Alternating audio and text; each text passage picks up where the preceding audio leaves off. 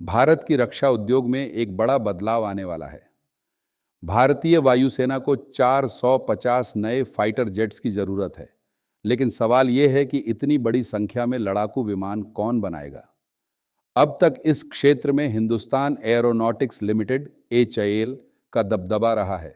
लेकिन अब भारत की सबसे बड़ी निजी रक्षा company Larsen and Toubro L and T भी इस दौड़ में शामिल होने के संकेत दे रही है।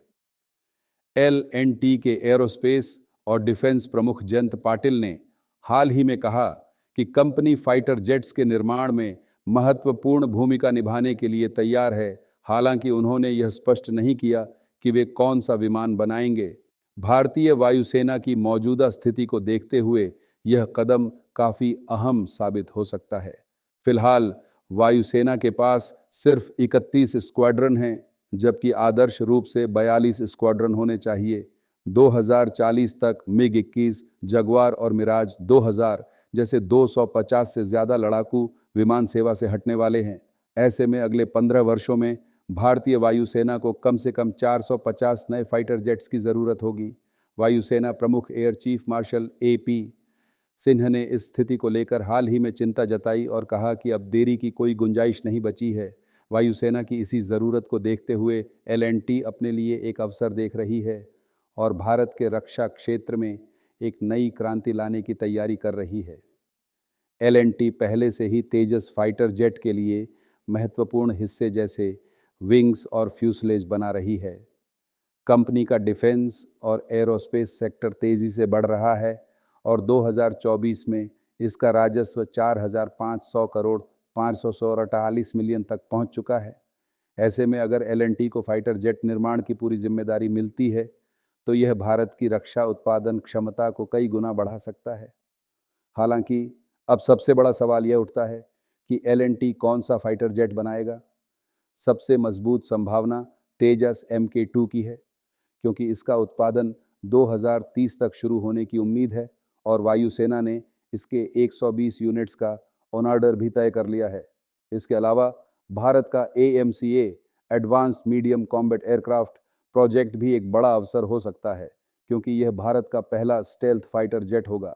इस पूरी स्थिति में एक और महत्वपूर्ण पहलू है भारतीय वायुसेना का MRFA multi role fighter aircraft tender, जिसके तहत 114 नए फाइटर जेट्स खरीदे जाने हैं। यह टेंडर लंबे समय से अटका हुआ है और इसमें Rafale F-21, FA-18 super hornet, Eurofighter Typhoon और साब ग्रिपन ई जैसे विदेशी विमान प्रतिस्पर्धा कर रहे हैं।